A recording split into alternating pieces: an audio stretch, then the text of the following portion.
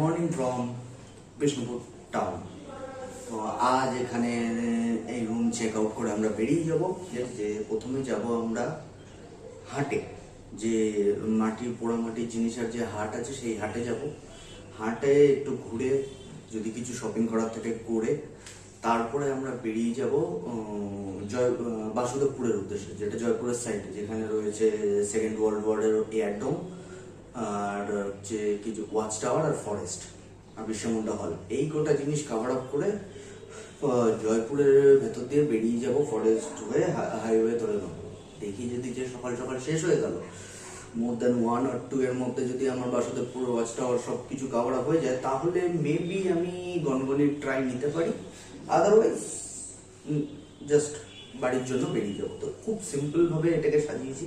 এখন আমি যাব হোটেলের চেক আউটের প্রসিডিওর গুলো করে ওখান থেকে বেরিয়ে আসবো, লাগেজ গাড়িতে তুলবো। লাগেজ তো কিছুই নেই, পিট ব্যাগ আছে, দাঁড়িয়ে আছে, গাড়ি মোটামুটি রেডি আছে, তারপরে বেরিয়ে যাবো। ওকে, তো চলো তোমাদের সাথে দেখা হচ্ছে রাস্তায়। প্রবাবলি মোটো ব্লগ যদি করতে পারি তাহলে মোটো ব্লগিং সেট হবে, আদারওয়াইজ ডাইরেক্ট লোকেশনে। তো এখান থেকে ফার্স্ট আমরা যেটা প্ল্যান করেছি যে আগে যাবো পোড়ামাটির হাট। পোড়ামাটির হাট আছে এখানে। কবে হাট বসে? মেবি কালকে বসে। এই হচ্ছে সিনারিও। দেখি ওখানে কিছু মার্কেটিং করব, যদি কিছু পছন্দ হয় তাহলে কেনার মতো যদি কিছু থাকে। প্রথমে যেটা করছি, প্রথমে যাচ্ছি বিরসামুন্ডা হল, তারপরে বাসুদেবপুর এয়ারডোম যাব, মানে ওয়ার্ল্ড ওয়ার 2 এর এয়ারডোম। দেন ওর আশেপাশেই তো ওয়াচ টাওয়ারগুলো রয়েছে, তো ওখানেই ফরেস্টের ওয়াচ টাওয়ারগুলো দেখে বেরিয়ে যাব। মোটামুটি এখান দিয়ে কতটা যেতে হবে আমি জানি না, 800 মিটার বলছিল। লাকিও আনলাকিও যদি হাতির দেখা পাওয়া যায়। ওই সাম কাইন্ড অফ পাতা বা ফল ছিল যেটা পড়ে বাউন্স খেয়ে বেরিয়ে গেল। তো আমরা হলটে পৌঁছে গেছি। এখান থেকে বাসুদেবপুর ইয়েতে যাওয়ার রাস্তাটা জিজ্ঞাসা করে নিতে হবে। দাদা, এই ওই চাতাল কত দূর এখান থেকে? সামনে আছে। পসিবলি এটাই চাতালের রাস্তা, যা আমি লোকালসদের কাছে শুনলাম, যা বুঝলাম এটাই চাতালে যাচ্ছে। ওকে, রাস্তা খারাপ আছে, ভালো ডেন্স করে। লেপার্ড দেখা অস্বাভাবিক কিছু না। এখানে একটা ব্রিটিশ এয়ারডোম আছে, আমি জানতামই না। বৈদিকটা যখন ভিডিও বানালো তখন টের পেলাম যে আচ্ছা আছে। আচ্ছা, এই হচ্ছে রানওয়ে। বেশ ভালো পরিষ্কার পরিচ্ছন্ন জায়গা।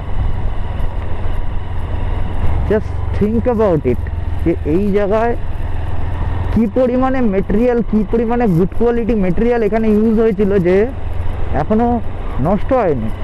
লিটারেলি যদি এই জঙ্গল সাফ করে দেওয়া যায়, মাঝখানে রিপেয়ার করে দেওয়া যায়, এখানে আবার একটা সেকেন্ডারি এয়ারপোর্ট বা এমার্জেন্সি এয়ারপোর্ট বানিয়ে দেওয়া যাবে, যেখানে এক সময় সেকেন্ড ওয়ার্ল্ড ওয়ারের প্লেন নেমেছে।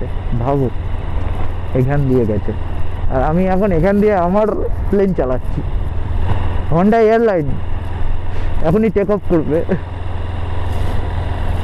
গাড়িটা যথেষ্ট পোটেনশিয়াল আছে, অনেস্টলি ফিলিং। অনেকে অনেক রকম রিভিউ দিয়েছে CB1 200X এর, বাট আমার মনে হয় NX 200 সেগুলো সব ওভারকাম করে দিয়েছে।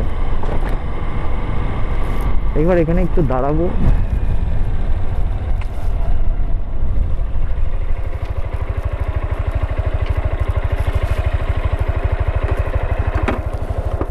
তো এই হচ্ছে ব্রিটিশ সেকেন্ড ওয়ার্ল্ড ওয়ারের ব্রিটিশ এয়ারফিল্ড, আর এটাই মেন অ্যাট্রাকশন ছিল আমার ট্রিপের, এখানে আসা, যেহেতু জানতাম না আমি। এই দাঁড়িয়ে আছে আমার জাহাজ, সুন্দর। এইখানে আমি এটাকে এন্ড করব, দেন আমি ওয়াচ টাওয়ারের দিকে যাই। তো এখন আমি দাঁড়িয়ে আছি বাসুদেবপুর ওয়াচ টাওয়ারের জাস্ট নিচে। পিছনে আমার তুমি ওয়াচ টাওয়ার দেখতে পাচ্ছ, এই হচ্ছে ওয়াচ টাওয়ার। আর এটা ওঠার কোনো রকম কিছু সিন নেই, উঠবো না। এখান থেকে বেরিয়ে যাবো এবার, 11টা বাজে। এখান থেকে তারপরে বেরিয়ে গিয়ে গনগনি যাওয়ার প্ল্যান রয়েছে।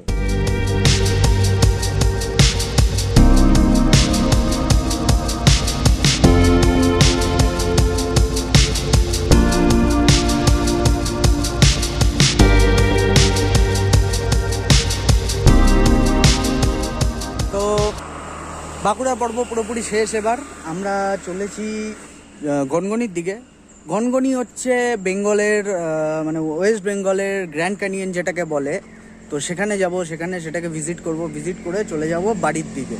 এখানে আমি হাইওয়ের উপরে দাঁড়িয়েছি যে ছোট্ট করে কফি ব্রেক নেবো। আমার কফি সকালবেলা ফিল আপ করে নিয়েছিলাম, এখনও গরম আছে, আর কাপ তো আছেই। তো কফি ব্রেক নিয়ে তারপরে গনগনির দিকে বেরোচ্ছে। বাংলার গ্র্যান্ড ক্যানিয়ন যেটাকে বলে, এটা মোস্ট প্রবাবলি শিলাবতী নদী। তো তার ধারে মেনলি ওই ক্ষয় হয়ে হয়ে মাটিটা এরকম হয়ে যাওয়ার পরে অনেকটা সিমিলার লুক এসছে। বেশ বড় এরিয়া। তো এখন দাঁড়িয়ে আছি ক্যানিয়নের ভেতরে। ওই দিক থেকে শুরু হয়েছে, মোটামুটি ভালো এরিয়া আছে, মোটামুটি গ্র্যান্ড ক্যানিয়নের মতনই ভিউ অনেকটা, কিন্তু পাথরের, এটা মাটির। ম্যাটেরিয়াল কোয়ালিটি বলি এটা পুরো ওই ঝুরঝুরে নদীর পাথরের মাটি। এই দেখতে পেলে বাংলার গ্র্যান্ড ক্যানিয়ন এটা কভার হয়ে গেল। এবার যাব বাড়ির দিকে, আর কোথাও স্টপেজ নেই। এখান থেকে এবার দেখতে হবে যে রাস্তা কোন দিক দিয়ে দেখায়। মেনলি যদি বালি ব্রিজ হয়ে যায় তা কল্যাণী এক্সপ্রেস হয়ে ধরে তাও বেটার, বা যদি বর্ধমান হয়ে যায় তাও বেটার। যেটা শর্টেজ হবে আমি সেটা নেব। তো চলো আস্তে আস্তে এখান থেকে একটা লাঞ্চ ফাঞ্চ কিছু করে বেরিয়ে যাবো। তো আমি এখন এমন একটা রাস্তাতে রয়েছি যেটায় বাঙালি বাইকার্সদের যে থিম সং, সেটা সেই মুভির শ্যুট হয়েছিল। তোমরা গেস করতে পারলে কমেন্টে জানাও কি মুভির কথা বলছি। বাকি যারা আমাকে ইনস্টাগ্রামে ফলো করো তারা তো বুঝতেই পেরে গেছে আমি কোন রাস্তায় কোন মুভির কথা বলছি। তো well, let me enjoy this road. তোমরা টাইম লাগছে না।